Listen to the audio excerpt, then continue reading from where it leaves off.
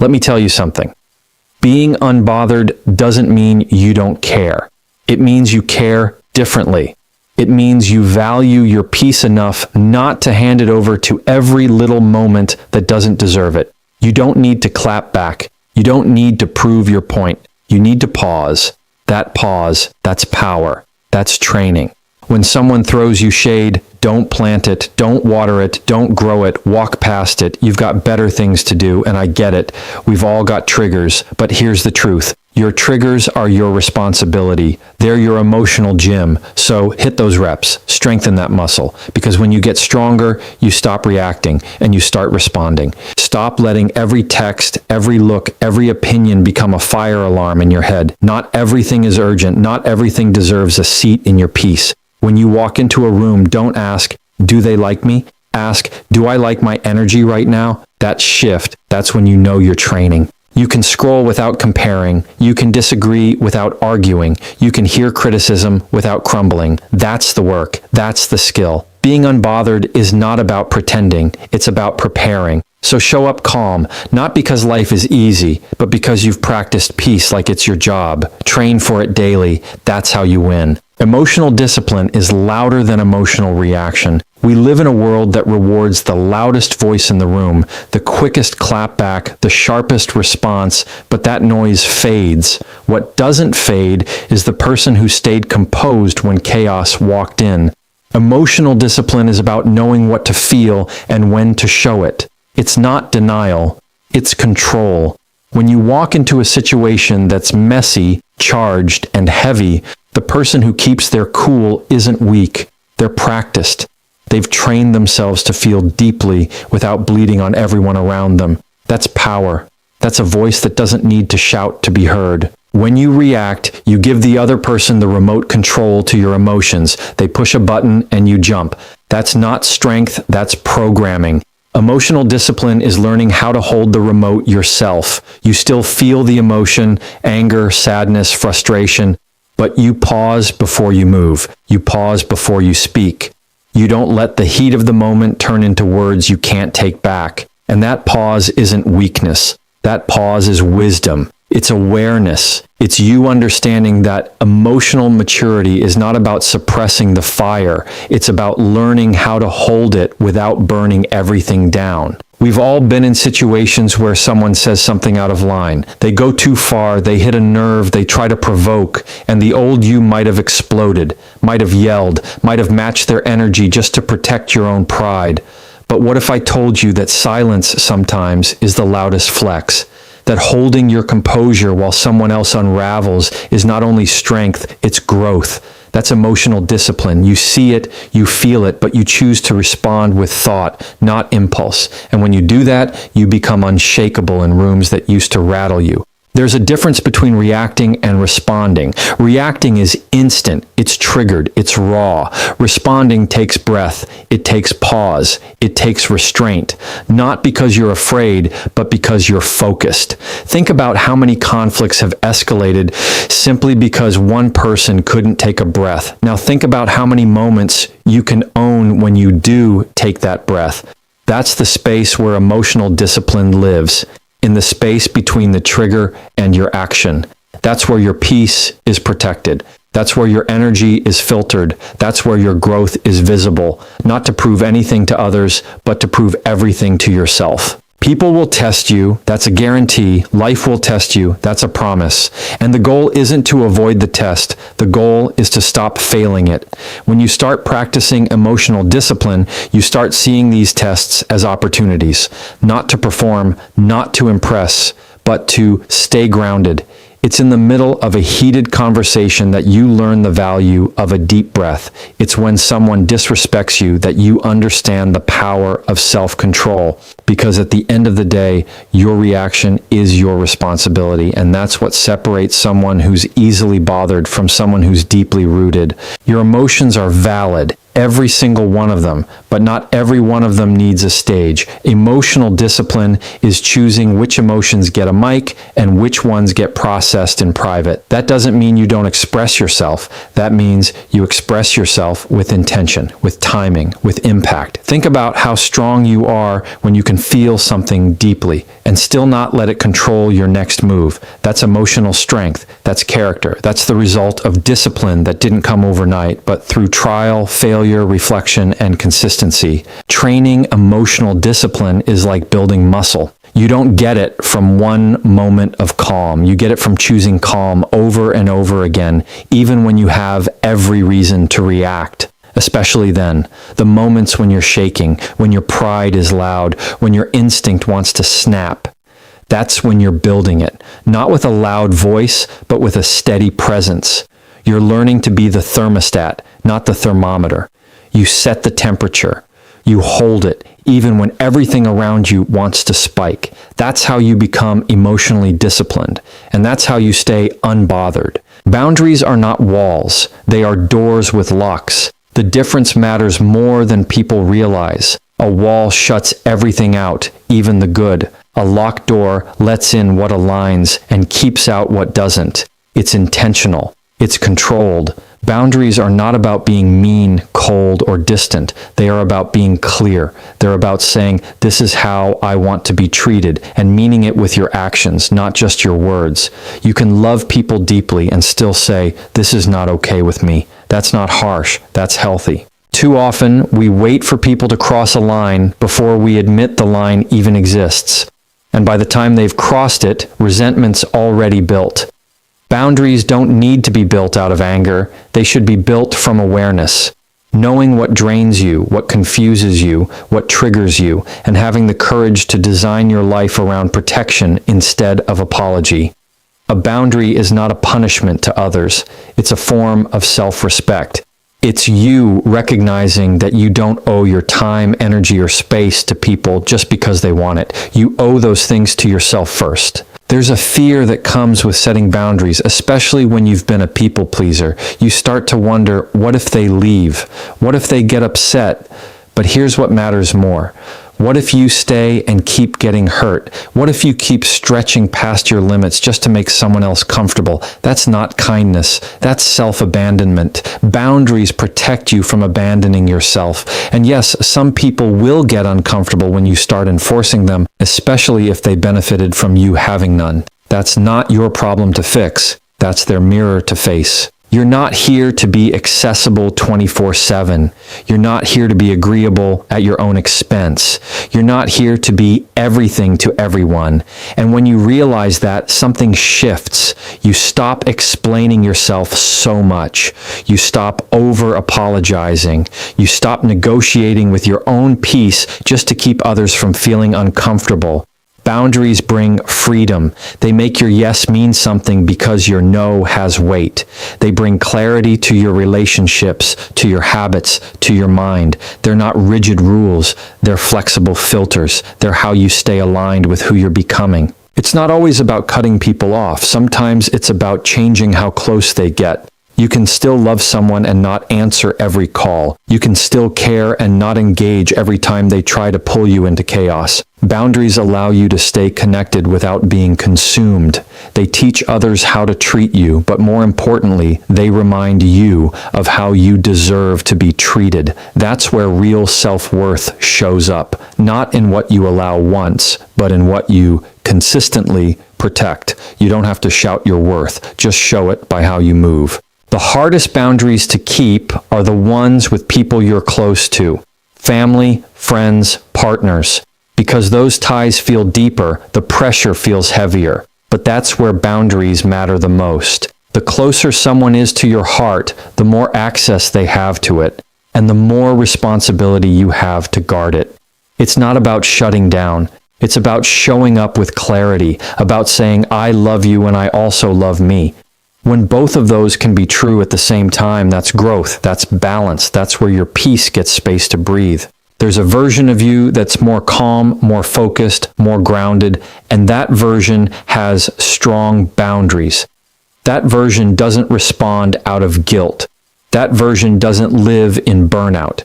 That version doesn't over-explain every decision. You don't become that version by accident. You build it one boundary at a time. You build it by understanding that not everyone deserves a front row seat to your life. Not every invitation deserves a yes. Not every opinion deserves a reaction. Boundaries give you room to protect your energy, not just for others, but for yourself. Not everything requires a response. That truth alone will save you from arguments, anxiety, and exhaustion. Just because something was said doesn't mean it needs to be answered. Just because someone acted out doesn't mean you need to react. Silence isn't weakness. It's strategy. It's awareness. It's a reminder that you don't owe your energy to every invitation to chaos. Every situation doesn't deserve your voice. Sometimes, the most powerful thing you can do is let people sit with their own noise without pulling you into it. That's how you keep your peace from getting hijacked by someone else's storm. Every response costs you something: time, energy, focus. And the truth is, not every moment deserves that payment. When you're always responding, defending yourself, explaining yourself, proving your point, you end up drained.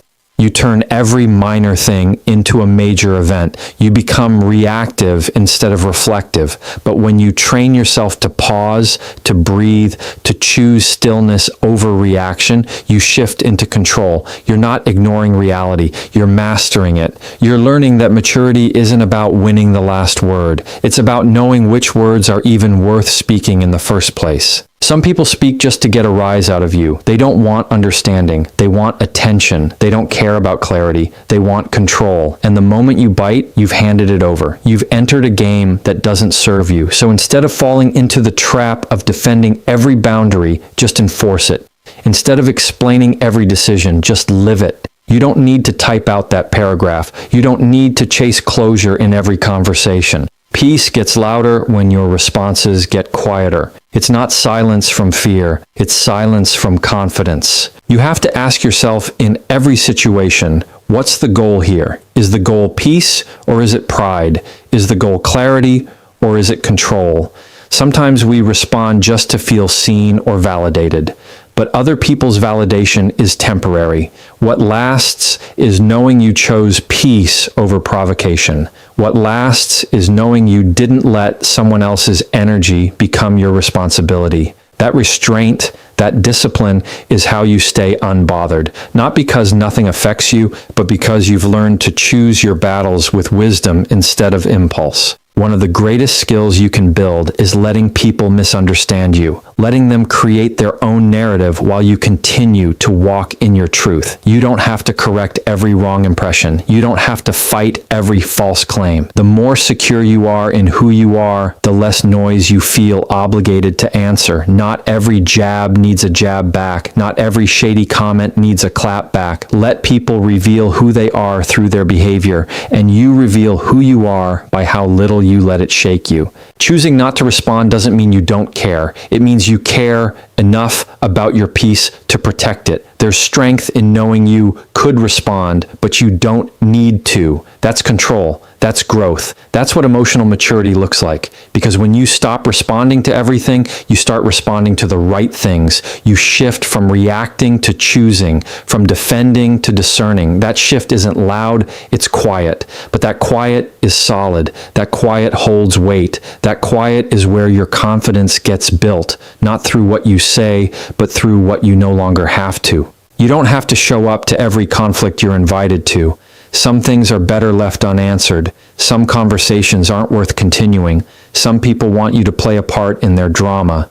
And when you don't, you break the cycle. You become the calm in their chaos. You become the one who chooses peace, not just once, but as a way of life. That choice doesn't come from being passive. It comes from being powerful enough to know your energy is valuable. It's not for sale every time someone pulls at your pride, you can observe without absorbing. That's a mindset shift that changes how you handle everything around you, every room you walk into, every conversation you hear, every energy you encounter. You don't have to carry it. You don't have to make it your problem. You don't have to internalize what doesn't belong to you. Observing is awareness. Absorbing is attachment. And when you absorb too much of what's not yours, you begin to lose your sense of self in the noise of everyone else. That's when peace leaks out. Not because life is chaotic, but because you made someone else's chaos your own. We are emotional sponges when we're not intentional.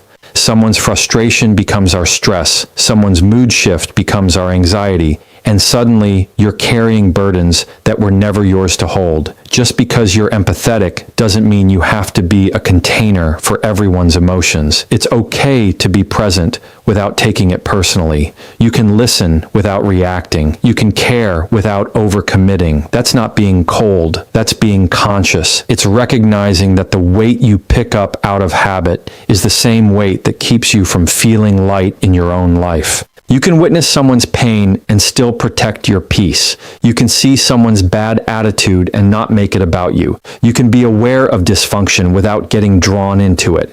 The key is remembering where you end and where others begin.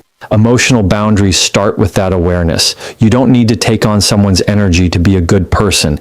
You don't have to rescue every struggling soul to prove you care. Sometimes the most loving thing you can do is stand firm in your calm and not mirror their storm.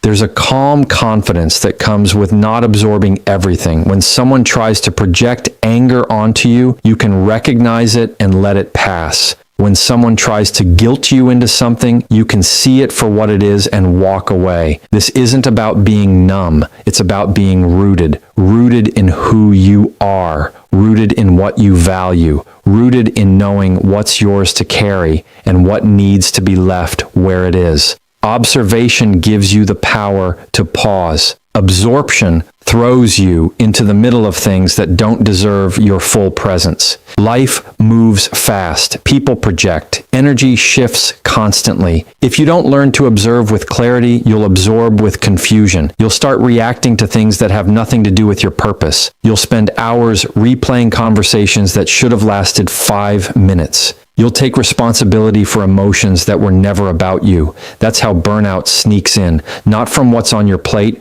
but from what you allowed to land there. And sometimes it's not more self-care you need, it's less emotional baggage you picked up from absorbing things that weren't yours. You can be the calm in the chaos, but only if you stop letting the chaos define your state. That means learning to sit with discomfort without letting it settle inside you. That means noticing tension in a room without letting it shift your mood. That means hearing criticism without letting it crush your confidence. This is about emotional detachment, not from people, but from outcomes you can't control.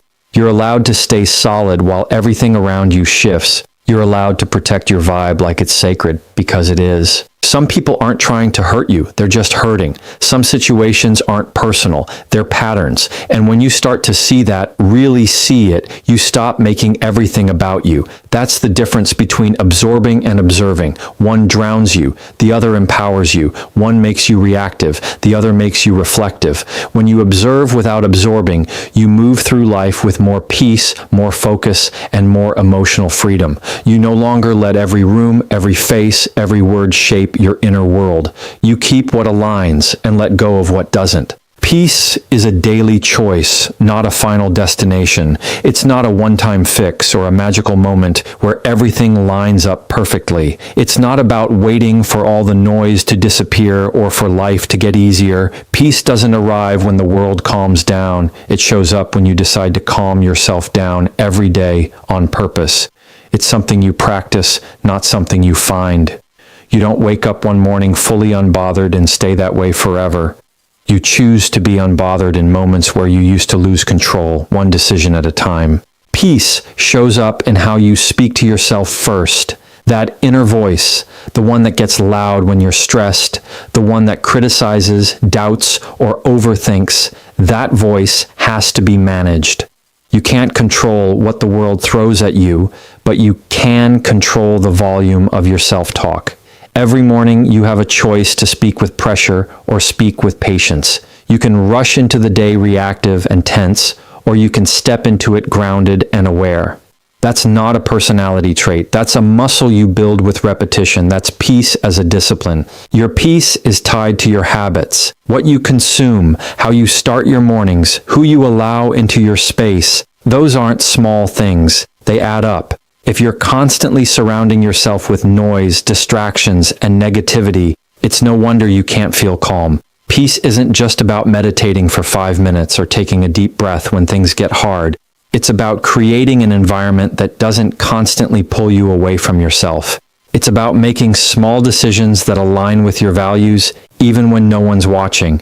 It's how you protect your emotional energy like it's sacred, because it is. Peace also means choosing not to engage in every argument, every post, every petty comment, not because you're afraid, but because you're focused. You've got goals, you've got growth to protect, and peace helps you stay aligned with that. When you're not at peace, everything becomes a battle.